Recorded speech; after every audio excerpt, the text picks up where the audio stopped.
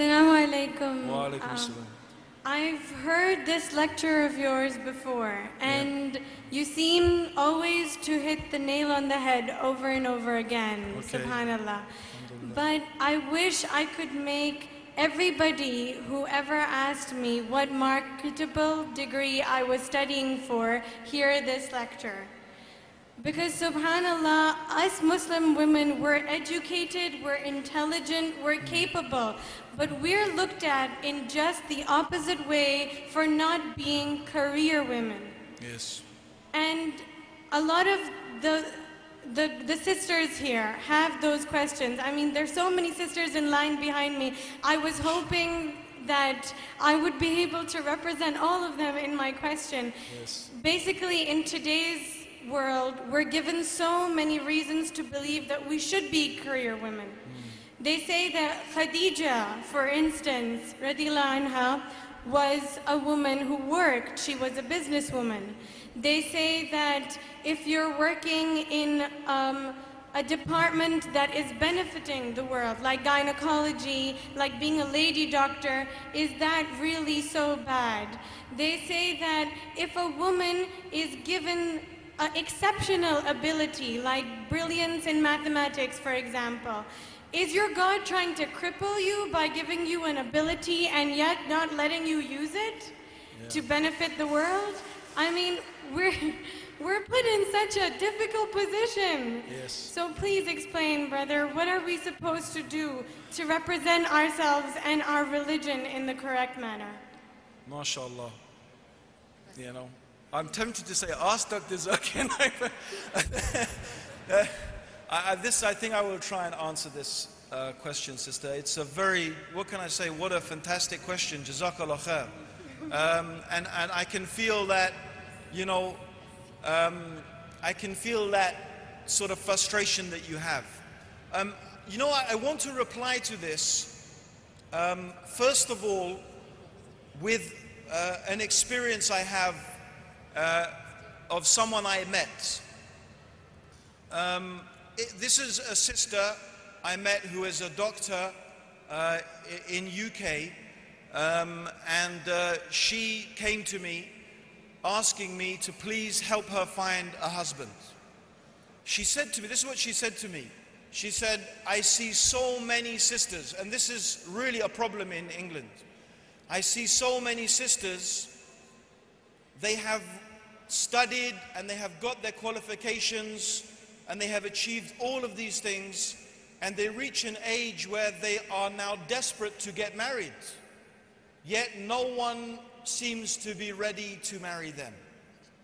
And she said, I don't want to end up like the doctor, the non-Muslim doctor in my department, who is very qualified. She's a highly qualified gynecologist, specialist in her field, well respected, yet, and she said, I don't mean this to be rude to her, but she is a miserable, you know, woman. She has, you know, you can see she's so frustrated. She hasn't really had a chance to live her life as a woman, as a mother, and I can feel that she's frustrated by that, and she's like an empty shell, as qualified as she is. This is the issue. She said, I don't want to be like that. I don't want to end up like her. And so this is something we have to understand, that Allah subhanahu wa ta'ala has given woman a nature, and in our beautiful religion, it's about paradigm, sister. It's about how we should behave as Muslims, what we should teach our children, what we should teach our daughters, the environment that we should encourage them. As Muslims, we should be putting out the positive message, how positive and important and honorable it is to be a mother, how positive and honorable and important it is to be a good wife, how positive and important and honorable it is in the sight of Allah. And Muslim society should honor the women who take that role of motherhood, of being wives, of being good daughters, and they should elevate them and honor them. Khadija was not honored by Allah because she was a businesswoman. She was honored by Allah because how she cared and nurtured and helped and supported Rasulullah sallallahu alaihi wasallam as a good wife. This is how she was honored in Islam. This is the reality. However, I have to say, we are not saying women can't do business within the confines of Sharia. They can. We are not saying women can't be mathematical geniuses. We're not saying women can't be great authors and writers and anything else they want to be within the confines of the Sharia. If that's what you feel compelled to do, if that's how a woman feels she has to express the talents that Allah has given her, and she doesn't find a conflict between that and her desire to be a mother and to be a wife, Alhamdulillah, Islam does not say she can't do those things. Islam does not say she can't, as long as, of course, it's within the confines of the Sharia. But that's just not what we are asking women to do. We're not saying, oh, you women, you have to be like this, you have to have a career, you have to be this shining star, you have to be... No. Islam is not saying and pushing you to be like that. If you want to, Alhamdulillah, within the confines of Islam you can. But that's, you know, you should feel honored. You must feel honored. And we, all of us, must honor women and make them feel honored. Subhanallah. You know, I tell my wife, my brothers and sisters, can you imagine? And I just don't say this for me.